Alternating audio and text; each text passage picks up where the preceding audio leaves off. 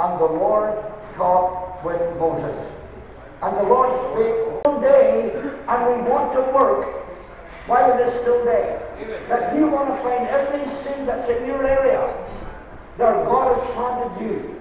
Amen. Because the night's working when no man, the night's coming when no man will be able to work. Well, when you preach a message like yesterday, there's only one reaction to it, and that is to get back to earth. Because we're still here. Now, brothers, and I was thinking about what I can say. We were at the last ministers' meeting I was at. I preached, or I spoke to the people. It was in India. And I spoke to the believers, the brothers, that the greatest burden on the heart of myself and my fellow ministers in Ireland is that all our congregations will be birthed in God. You can come up when you're ready. All our congregations, everybody that comes to the services will be birthed in God, that they will experience. Amen. Thank God. I'm sorry for you brothers to bend out to understand that. Lord God. Hallelujah. Stay with us again. Amen. Yes. Amen. Hallelujah. God bless you. We're a good team. Hallelujah. Hallelujah. Praise God. Purihin ng Panginoon. So, I was just saying that the last ministers' meeting I was in, Ang sinasabi ko nung In India. huling pagpupulong ng mga ministro na ako'y kasama doon, and we were sharing with the ministers at kami ay nag-uusap ng mga ministro. the greatest burden on our hearts of the ministry in Ireland is that Ang pinakamabigat na bigatin ng mga ministro sa Ireland is that all our congregations will be birthed in God. at ang lahat ng mga bahagi ng kongregasyon ay may ipanganak kay Kristo. Amen. Amen. Amen. That they're not just mouth it, but the token, the Holy Ghost will be in their life. And they'll be Hindi lang ito birthed in sa God. salita, kundi ang totoong tanda ay nasa puso ng bawat pananampalataya. Amen. Amen. They'll not need you to tell them they're going in the rapture. They know in their heart. Hindi man kailangan sabihin sa kanila sila ay sasama sa pagkagaw dahil alam na nila sa kanilang mga puso na kasama sila sa pagkagaw. But today, Ngunit ngayon, I want to come to something simple. gusto kong mangusap ng isang simpleng bagay. Steps to know God in the power of the resurrection. Steps to know God. Mga hakbang upang makilala ang Diyos. Yeah, steps to know God. Mga hakbang na makilala ang Diyos sa kapangyarihan ng pagkabuhay na maguli. Amen. Amen. 9. Praise the Lord. And I want to read you a quote from Brother Branham. At ako'y kukuha ng simple galing kay Brother Branham. And I want to look at what he said. At gusto kong tingnan natin kung ano ang kanyang sinabi. And I'm speaking to ministers today. At ako'y nangungusap sa mga ministro ngayon. Praise the Lord. Purihin ng Panginoon. Amen. Amen. He says, Ang sabi niya, when David penned the words, the Lord is my shepherd. When David penned the words, the Lord is my shepherd. When David said that. nung sinabi ni David, ang mga salita ng Diyos, ang Panginoon, ang aking pastol. And we truly are blessed to have the Lord as our shepherd. At tayo totoong pinagpala na ang Diyos ang ating tunay na pastol. Pinoy ang David English knew ko. if the Lord was his spiritual shepherd in every walk of life, Alam ni David na ang Panginoon ang kanyang espiritual na pastol sa lahat ng lakad ng kanyang buhay. he would not want. Hindi siya makakailangan ng anuman. Now, when you say them words, Pagka, the Lord is my shepherd. When you say the Lord is my pagka shepherd, sinabi natin ang ating Panginoon, ang ating pastol, you should be able to say, I shall not want. dapat sabihin natin na hindi na ako ng mga kailangan ng anuman. Amen. Now, and here he was, writing that for out on the desert, alone with God. At narito si David, sinusulat niya ang tulang iyon na mag-isa doon sa disyerto na kasama ang Diyos. Now, this is the quote Ito ang sipi to the steps of the resurrection power. sa mga hakbang sa kapangyarihan ng pagkabuhay na maguli. He says, he was thinking about David, and he says this, At nag-iisip si David at sinabi niya ang mga bagay na ito, God has to get a man away from the things of the world. Ang Diyos kailangan niyang kunin ang isang tao palayo sa mga bagay ng sanlibutan. Number one, Una, so that he can get him quiet. upang makuha niya ang tao na maging tahimik. Pangalawa, So that he can listen to God. upang makapakinig siya sa mga bagay na galing sa Diyos. That still small voice. Yung marahan ng maliit na isang marahan at tahimik na tinig. Then once in contact with God, At kung siya ay magkaroon ng ugnayan sa Diyos, he becomes fearless. siya ay magiging tao walang takot. Then, My friend, notice, he don't care what anyone says. He's Hindi big in the presence of God. Hindi siya mag-iisip man kung ano man ang bagay na sinabi ng iba dahil siya ay galing sa presensya ng Diyos. He knows God and the power of the resurrection. Kaya kilala niya ang Diyos sa kapangyarihan ng pagkabuhay na maguli. Amen. Just imagine that. Isipin natin yan. We're not talking about crossing over dimensions this morning. Hindi tayo maumusap ngayon ng pagkatawid sa mga dimensyon sa hapon ito. We're talking about being down here. We're talking about being here on Tayo earth. rin maumusap na tayo narito sa lupa, sa mundo ito. And if we want to know God and the power of His resurrection, At kung gusto natin makilala ang Diyos sa kapangyarihan ng kanyang pagkabuhay na maguli, this is the steps that you and I have to take. ito ay mga hakbang na ako at ikaw ay kailangan natin gawin. Amen. Amen. Praise the Lord. Purihin ang Panginoon. Imagine, Isipin natin, God ang Diyos, has to get a man away from the things of the world. kailangan ng kunin ng isang tao palayo sa mga bagay ng sanlibutan.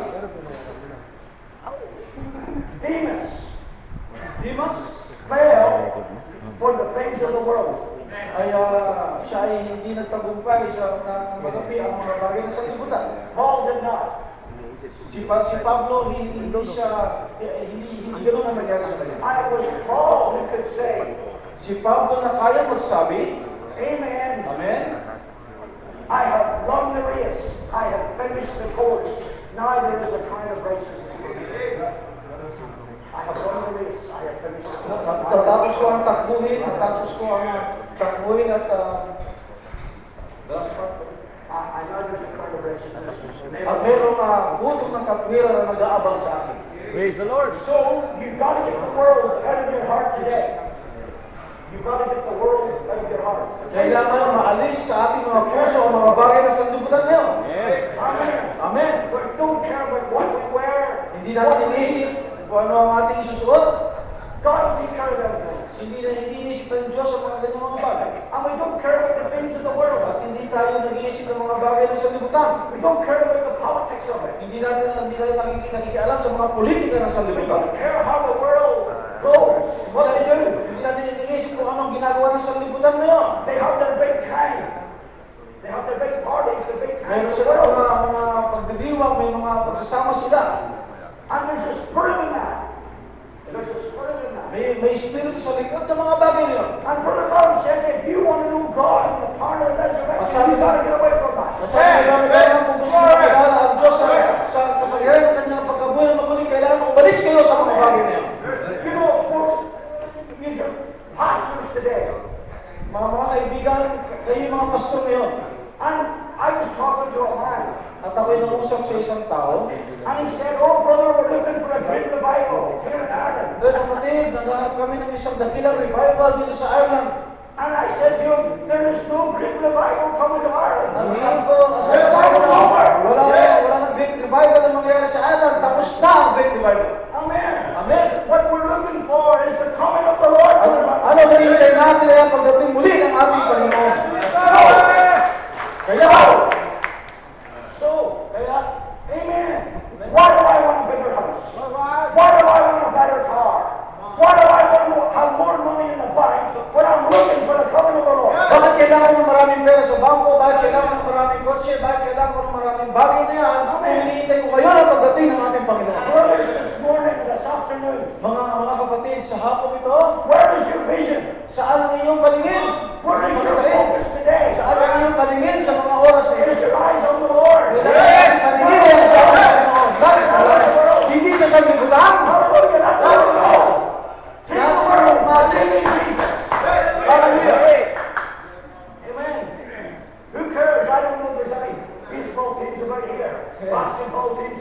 Hindi ko alam, siguro may mga basketball teams ngayon, mga baseball teams sa mga oras na ito. But who cares? Sino mag-iisuman? Sino Who nakikialam? cares if they win or lose? Sino ang nakikialam? It's just a little bit of leather. Ito ay isang maliit na bagay lang at Get hinahabas away nila. from the things of the world. Umalis tayo at tumingin tayo sa mga bagay ng sanlibutan. My God wants you to get away from the things of the world. Ang Diyos, gusto niya na tayo ay makalayo sa mga bagay ng So, as He sanlibutan. can get you quiet. Hanggang sa tayo ay makuha niya ng tahimik. Amen. Kailangan makuha niya tayo ng tahimik. Sa katahimikan. Brother Brown says, I think ministers should do that.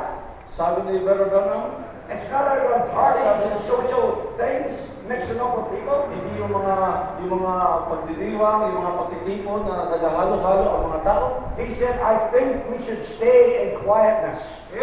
Ang sabi niya, kailangan tayo manatili sa isang katahimikan. Now I'm speaking to me as well as you. Alam niyo, nangungusap din ako sa sarili ko kung paano ako nangungusap sa inyo. Brother Brown says, if Sabi ni Brother you Branham, have not met, listen, you're your pastors. Makinig kayo mga pastor. He said, if you have not been in the presence of the Lord, Sabi before niya, you speak to your people, Ang sabi niya, kung hindi kayo bumabad sa presensya ng Diyos bago kayo mangusap sa inyong kongregasyon, you have no right to speak to them. wala kayong karapatang mangaral sa harapan ng Diyos. You must get away from the things of the world. Kailangan And you umalis must ka be quiet. sa mga bagay na sa libutan at ikaw ay manatiling tahimik sa presensya ng Diyos. You must get into the presence of the Lord, Kailangan pumasok tayo sa presensya ng ating Panginoon. into that atmosphere, Sa ganung atmosphere, and then you can speak to your people. at ngayon, And pagkatapos bring nun, forth the word. ay makapapasok tayo sa kongregasyon at may bibigkas natin ang ganyang mga salita. Amen. Amen. I wonder how many of us Nag-iisip ako, ilan sa atin, had a quiet time this morning. na meron tayong katahimikan Oh, sa there- Diyos sa umalang ito. I didn't have any time for a quiet time. Then you missed something very, very Kung important. sinasabi niyo wala akong oras para sa isang tahimik na oras na kasama ang Diyos, Okay. meron tayong nawawalang mga bagay na mahalaga. A lot of you I know live out in the countryside. At naniniwala ko, ang karamihan sa inyo ay nabubuhay sa mga probinsya. When does the dew come down? When does the dew come down? Here's the dew in the morning on the flowers. Kailan kaya ang hamog sa umaga ay Does it come down at nighttime? tuwing gabi? Amen. Amen. The dew Ang comes hamog, down in the morning time. ang hamog The ay stillness. bumababa sa panahon ng umaga. The quietness Sa katahimikan in the morning time. sa umaga. Sa Amen. katahimikan ng umaga. The dew of heaven Ang hamog na galing sa langit, in the quietness of the morning. sa katahimikan sa umaga. And what is the dew? At ano ang hamog? The dew on the grass Hamog. is Ang the hamog Holy sa Ghost. Is the Holy Ghost. ay ang Espiritu Santo. You gotta get your mind and your heart away from the things of the world. You gotta get quiet before God and let the dew of heaven come on your soul. Ang kaisipan at ang ating puso ay dapat lumayo sa mga bagay na sanlibutan at doon natin makikita ang hamog ng Espiritu ng Diyos. Amen. Amen. Praise the Lord. Purihin ang Panginoon. Happy to see you like one here. Ako Amen. hindi mo pa na yung mga sila dito. Now, when you're quiet, Ngayon, sa ating katahimikan, sa inyong when there's a katahimikan, quietness in your soul, kung merong katahimikan sa loob ng inyong kaluluwa, your focus is on the Word of God and the Holy Spirit.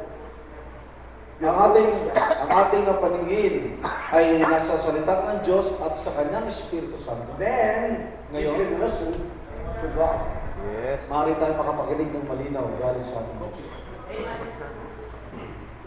It's wonderful to be a pastor, isn't it? Isang mga bagay maging pastor. Di po ba? Do you know the pressure I was under yesterday? Do you know the pressure I was under yesterday? Hindi niyo lang alam kung ano ang bigat na nasa sa akin kahapon. It's not easy being a pastor. Hindi madali ang maging It's pastor. not easy to bring forth the Word of God. Hindi madali na may pangusap ang mga salita ng Diyos. It gets you away from the things of the world to keep you quiet that you can listen to God.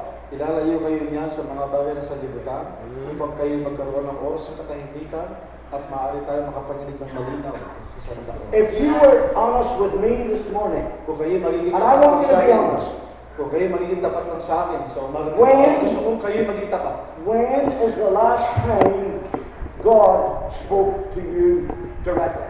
Ito ang aking tanong, kailan ang huling panahon o oras na diretsong nangusap ang Diyos sa inyo? Would you like me to invite you up? Ngayon. Would you like me to invite you up here and ask you? Just tell me, I'd love to hear what God said to you the last time. Maaari ba kayong tumayo kung sino man dito sa harap at ibahagi niyo sa amin kung paano ang Diyos ay diretsong nangusap sa inyo? Oh, brother, in my study the Bible, I preach the word. When did God speak to you the last time? O kapatid, ako ay nangangaral sa salita ng Diyos, ako ay nangangaral. Ngunit ang tanong ko, kailan ang huling panahon na nangusap sa inyo ng diretsyo ang Diyos? When you get quiet before God in the stillness of that morning, Kung kayo ay naging tahimik sa presensya ng Diyos, doon sa katahimikan ng umaga, nangungusap ang Diyos sa inyo sa mga oras na yun. and just a few days ago, on my trip here, the Lord said to me, Mga nakaraang araw, nung ako'y naglalakbay in papunta that rito, quietness, nangusap ang ating Diyos sa atin sa katahimikan. Ako, I will give you the desires of your heart.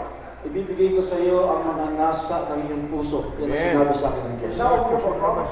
Yan ay isang maganda na pangako na galing sa Diyos. When is the last time God spoke to you? Kailan ang huling panahon na ang Diyos ay nangusap sa inyo? Isipin niyo yan.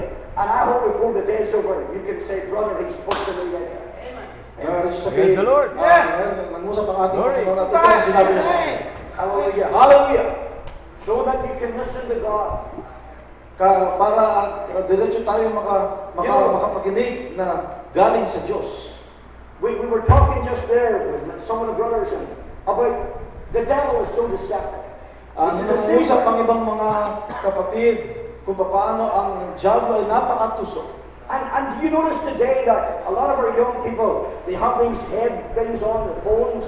At ang nakikita nyo, ang mga kabataan ngayon, marami sa kanila, ay nakikita nyo ang mga bagay na nandito sa kanilang tengang mga headphones. And they're blasting the music into their ears. At malakas ang tugtog ng mga musika sa kanilang mga tainga. And very, very few people know At kakaunting mga tao nakakaalam about that still small voice. doon sa tinig na yun ng marahan. It wasn't in the earthquakes. Hindi ito sa galing sa mga lindol. It wasn't in the wind. Hindi ito sa mga hangin. Amen. Amen. He spoke to Elijah in a still small voice. Ang isang maliit o maraming tinig ay Amen. galing sa Diyos. Praise God. When's the last time you heard that voice? Kailan Amen. ang huling narinig nyo ang tinig na yan? Hallelujah. Hallelujah. Amen. Amen. No?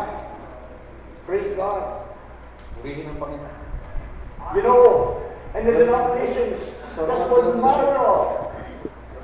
In the denominations, this wouldn't matter about hearing so small voice.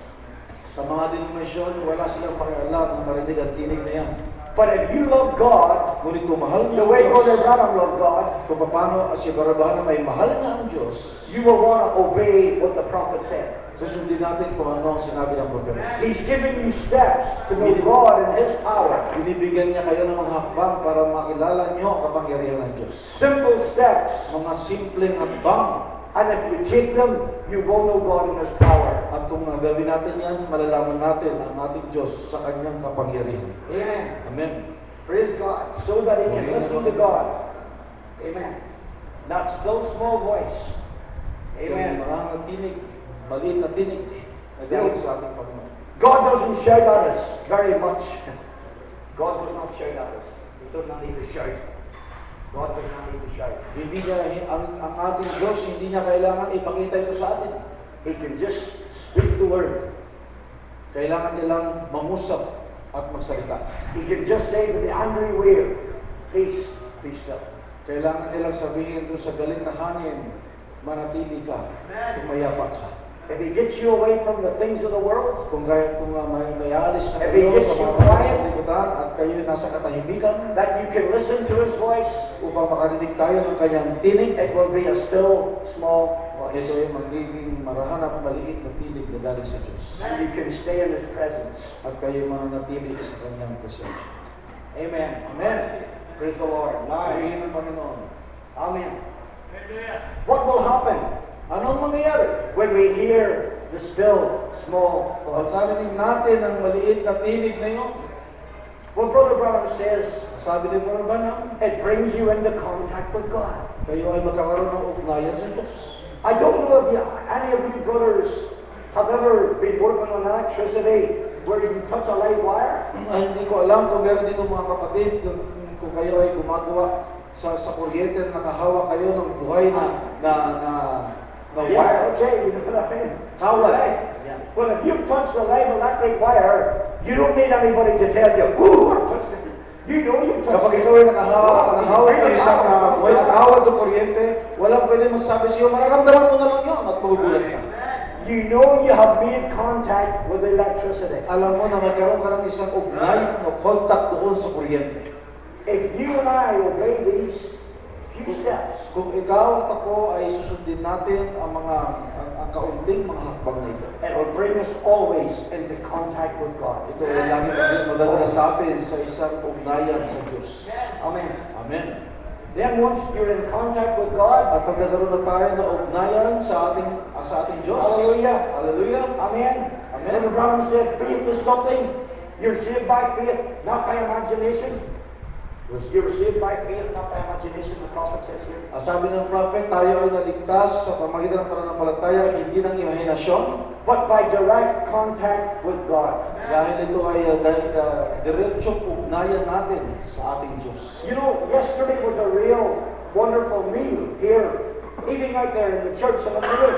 Kahapon, nagkaroon kami ng isang magandang pagtitipon at ang maigi rin ng pagkain. I saw that you were all enjoying the meal, the agape feast yesterday. Nakita natin ang isang magandang pagtitipon at kainan at isang agape sa pagdiriwang kahapon. I was sitting in the hotel thinking about it, At ako'y nakaupo sa isang hotel at iniisip ko yan. and I'm thinking, here we are again today, haven't we? After yesterday. Here we are today, haven't we again? After At yesterday.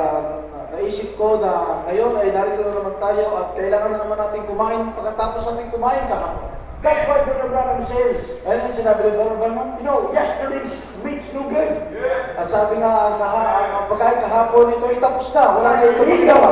A needle never goes back to yesterday. Ang isang amin ay hindi siya bumabalik sa pagkain ng kahapon. Today, Ang mahalaga sa akin ay ngayon. praise God, and I'm not just Purihin talking ang about Panginoon. natural food. I'm not only talking about Hindi rin ako nangungusap ng isang I'm nagawa ng talking pagkain. about the spiritual food for you Ang soul. nangungusap ko ay ang spiritual na pagkain para sa ating kaluluwa. Because if you don't have it, how can your people have it? Well, dahil kung wala ka nito, ay wala nito ang mga kongregasyon mo.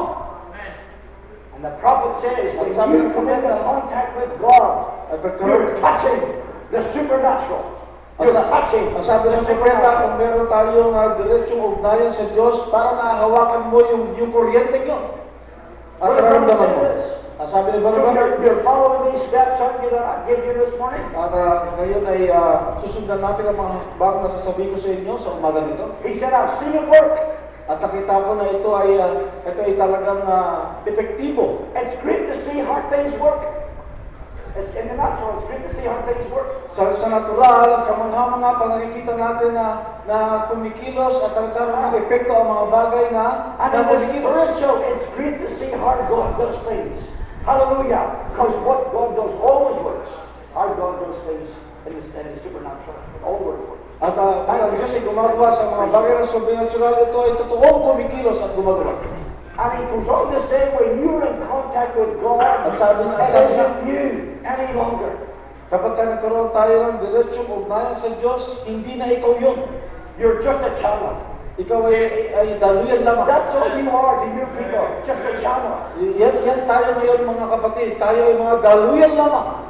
It may be your voice, but it's His voice speaking through your voice. Maaaring ito ay ating tinig, ngunit ito yung totoo. Ang totoo, ito yung kanyang tinig na dumadaloy sa ating mga tinig. You may be thinking in your thoughts, but it's His thought coming out to the people of Maaaring God. isipin natin na ito ating kaisipan, pero ang totoo, ito yung kanyang isipan na dumadaloy sa ating mga kaisipan. And it's God's voice in you to the people. At ito ay tinig ng Diyos na nasa sa iyo para sa kanyang kongregasyon, sa But if kanyang you mga love tao. the things of the world, Pero kung gusto niyo ng mga bagay na sa if you will kaibigan, not get quiet before kung God, wala kayong katahimikan na kasama ang Diyos, if you will not stay still, hindi tayo mananatili at if you're mananahimik. too busy, Maraming ginagawa. you'll not hear that still small voice. Hindi mo maririnig yung maliit na tinig niya. And you'll not be in contact with God. At hindi tayo makakaroon ng ugnayan sa Diyos. And you'll not know the supernatural power of God in your life. At hindi natin malalaman ang supernatural na kapangyarihan ng Diyos Amen. sa ating mga buhay. Amen! Praise God. Purihin ang I'm Panginoon. finishing up now just in a couple of moments. I've Ako'y really got about 30 matatapos minutes na here. sa mga kaunting bagay na sasabihin ko. So what happens when you contact God? This is the prophet speaking. I'm just giving you. Sa ano mangyayari kapag meron tayong ugnayan sa Diyos? Ang propeta nagsasabi nito, hindi ako. You become fearless. Magiging isang taong hindi natatakot o walang takot. Amen. Amen. You know, I was reading myself in my own devotions. Alam niyo, ako ay nagbabasa sa sarili ko sa mga panahon na meron akong panahon sa aking debosyon. If I asked you brothers today, Kung tatanungin ko ngayon kayo ngayon mga kapatid, do you want God's respect? Do you want God's respect? Do you want God to respect you? gusto niyo ba na respetuhin din kayo ng Diyos? I have a lot of respect for Brother Nestor, Brother Dami. You brothers. Marami akong natatanggap na respeto galing kay Brother Nestor, Brother Danny at sa inyong mga kapatid. But have I got the respect of God? Does God respect me? Does God respect me? Nakakuha, ang tanong ay, ang Diyos ba ay nire-respeto ako? And the prophet, I was reading it just this morning. At ang propeta, yung binabasa ko, God was speaking to me this morning. ang Diyos ay nangungusap sa akin. And Brother Branham said this. At sabi ni Brother Branham, He said, God respects a man ang sabi ni Brother Branham, ang Diyos nire-respeto niya ang tao, that will stand on His promises. ang tao yun ay tumatayo sa kanyang mga pangako. God respects a man. Nire-respeto niya ang tao yun. If you want God's respect, Kung gusto niyo ng respeto na galing sa Diyos, you will stand on His promises. tatayo tayo sa kanyang mga pangako. And you will be fearless. At tayo magiging walang mga You'll takot. not be afraid of the devil. Hindi ka na matatakot sa Diablo. You'll not be afraid to die. Hindi ka na matatakot mamatay. You'll not be afraid of anything. Hindi ka na Hallelujah. matatakot sa kahit ano pa mga bagay. Because perfect love will be in your heart and will Dahil cast sa out. talagang ibig ay nasa sa iyo at ito ang nag-aalis ng mga takot. Amen. Hallelujah. Amen. Fearless. Walang takot. Fearless David with a sling, huh? Wow. Si David, walang takot at binawasiwas niya yung kanyang tirador. That great Goliath, Yan ang umusap na patay kay Goliath at kailangan si Goliath ay bumagsak. amen. Amen.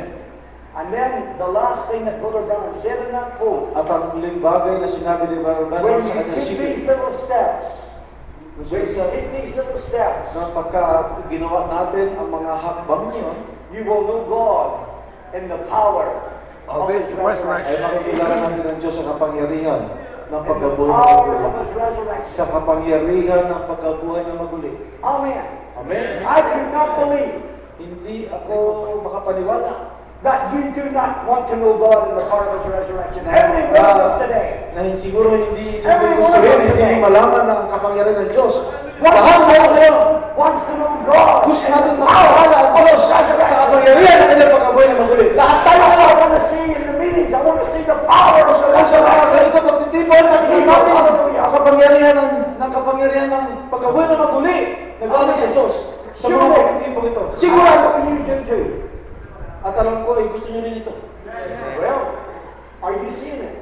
Nakikita ba natin ang mga Are you bagay? seeing God in the power of His Nakikita resurrection? ba The natin ang supernatural Diyos God. sa kapangyarihan ng pagkabuhay ng maguli, isang supernatural na Diyos. Amen. Amen.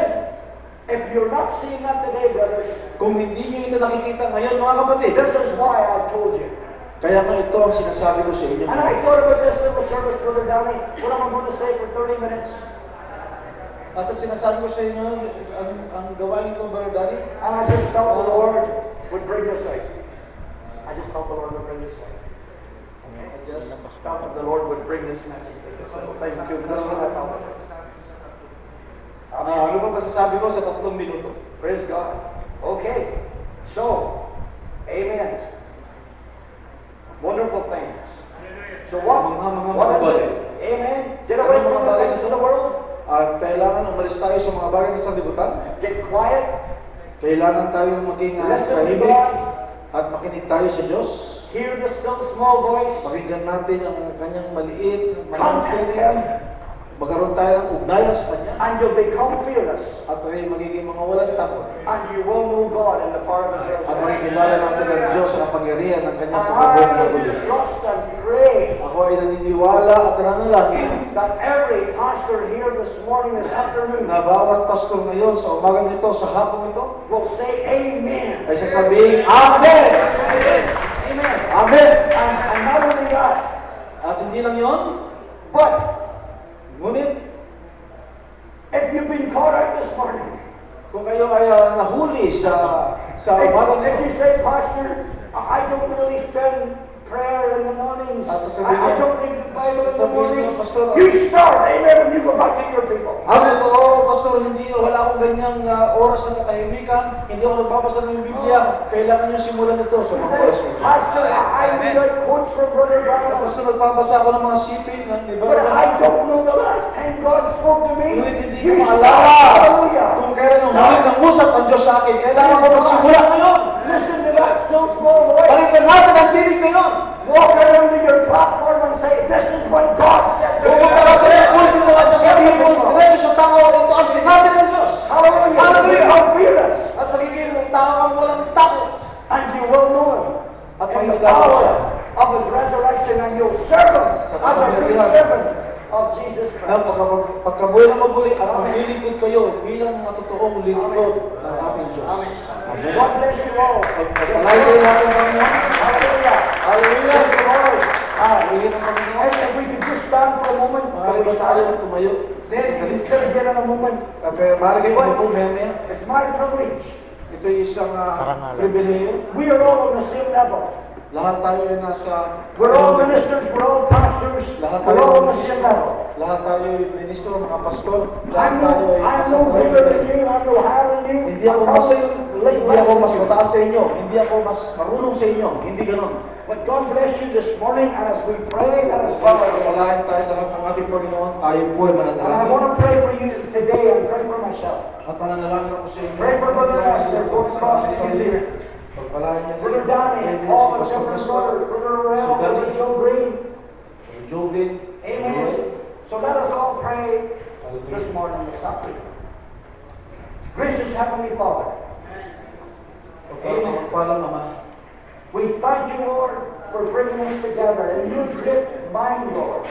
Salamat at tinipon na kami, mga kapatid, sa isang dakilang kaisipan ninyo. We find ourselves together again. Natagpo namin ang aming mga sarili ngayon. And Sama-sama. Lord, thank you for the privilege Salamat sa pribileyo. of speaking to your people, Lord, your bride. Salamat at ako'y nakapag-usap sa inyong mga... And Lord, thank you for the privilege of speaking to the minister brothers. Ito ay isang today. dakilang pribileyo na mag-usap sa mga ministrong kapatid. And Lord, we pray here from this platform. At Panginoon, nanalangin kami magmula sa stage of the Lord, isang pagpapala. That you will bless every minister here today. Napagpalain niyo ang bawat ministro narito sa mga Lord, oras that nito. something has been said that will help us all. Panginoon, nabanggit ang mga bagay na maaaring makatulong sa That we amin. will know you in the power of your Na resurrection. makikilala ka namin sa kapangyarihan ng pagkabuhay na maguli. And so, Lord, Panginoon, we're asking your blessing and as the kami brothers humihingi go home again. ng pagpapala dahil ang mga kapatid ay umuwi muli mamaya sa kanilang mga Let tahanan. him go with everyone.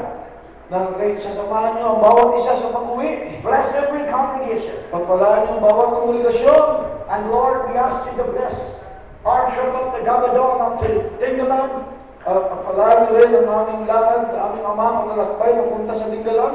We ask you to bless Brother Nestor, Lord, as he goes across to New Zealand. Pagpalain niyo rin si Brother Nestor na papunta sa New Zealand. Give him great health and strength, Lord, Pagpalain niyo, aming Ama, ang kanyang kalusugan at to serve kalakasan. you. Maglingkod sa inyo. Brother Danny, Lord, Brother Brother Well, Well, Brother Well, Brother Joe Green, and all these precious believers, pastors at today. lahat ng mga mananampalatayang mga ministro, mga pastor, Lord, and as we go down to Mindanao, at mga kapatid din sa Mindanao, Lord, let the pillar of fire go before us.